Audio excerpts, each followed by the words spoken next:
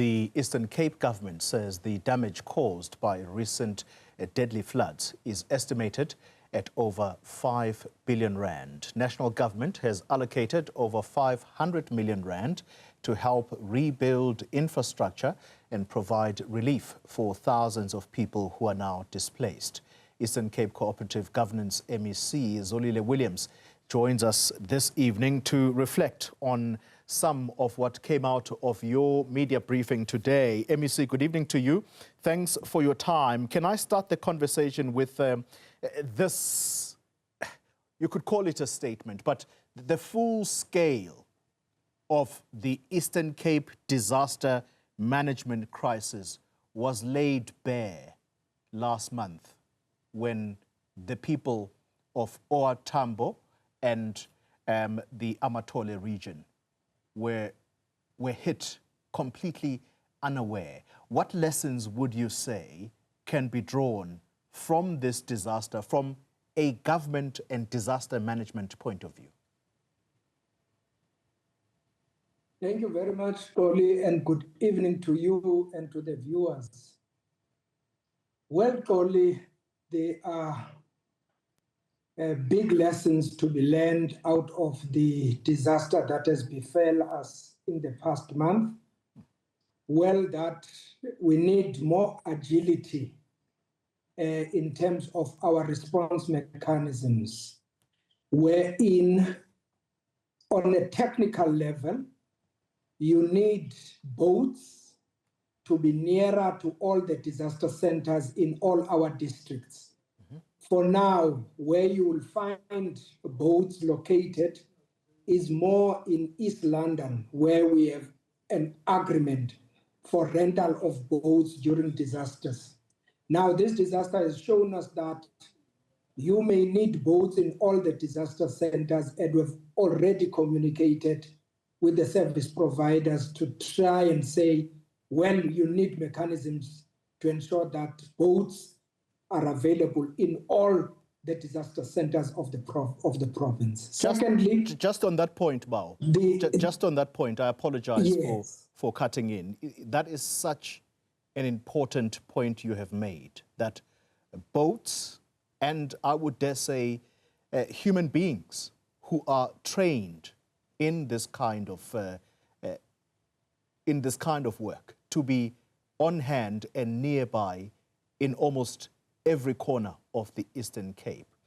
When you say that those kinds or that kind of equipment needs to be nearer, do you agree that this figure of 103 people who have died could have been much less had such resources been nearby? Definitely, Toli, definitely, because, you know, because it was rainy on those 2 days, we tried first to bring a helicopter, if you remember.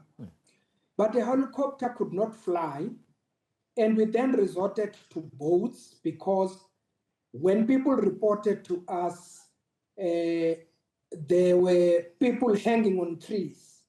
So we thought, okay, a helicopter from East London or Port Elizabeth would be necessary to arrive and help the people. But unfortunately, those service providers could not fly helicopters. Then we resorted to boats. And that's why it took time, because remember, there were road works between Umtata and East London at that time. So that created some delays for the boats to arrive. And I dare say, really, Toli, had we had everything nearer, we would have been more better, you know, able to save lives. And I think it's a big lesson, which is unfortunate, because lives have been lost already. And I don't want to add salt to injury here, Mr. Williams, but there are very disheartening reports, and even reports by this very station you are speaking to tonight, because out of this disaster, you would have expected a caring government, particularly from the Eastern Cape.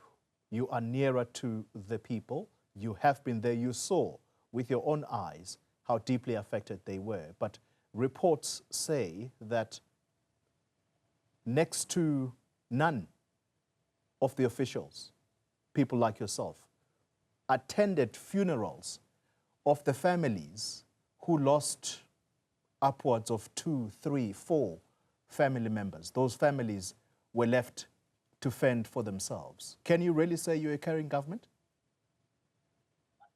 Well, Toli, we discussed deployment of all leaders in the whole province. Remember, majority of these people were in Mthatha. Others were spread in the province wide. So we deployed all of us to attend, councillors, and not necessarily, MSs alone. We deployed people broadly to begin to attend funerals. And Toli, at some point, we can't be everywhere at the same time.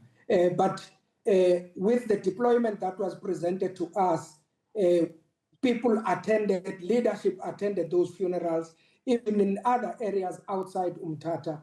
So there may be one or two where there has been probably no attendance, which is unfortunate.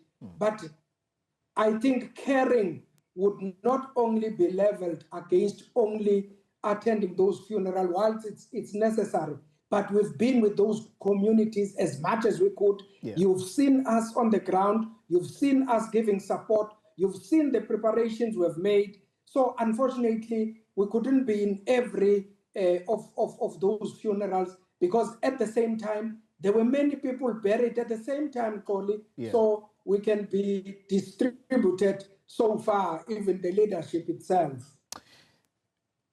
Physical presence is one thing. What about financial resources to help these families bury their loved ones? Was that on hand? Did that happen?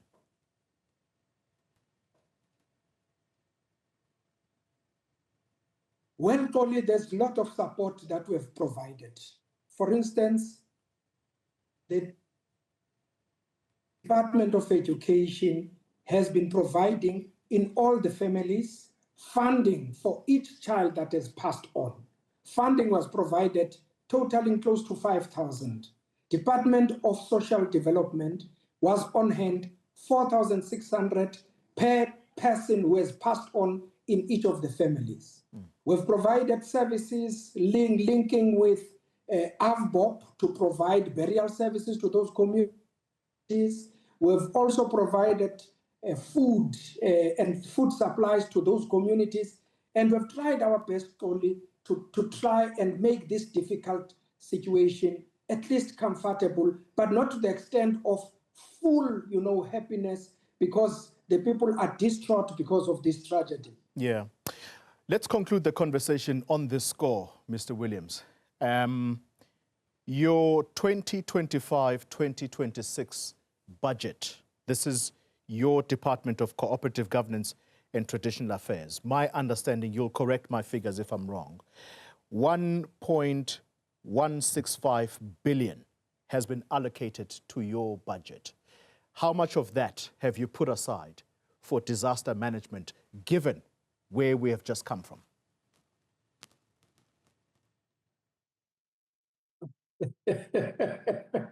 Actually, as you know, our budgets were cut because of the discussions in the National Assembly in relation to VAT or no VAT.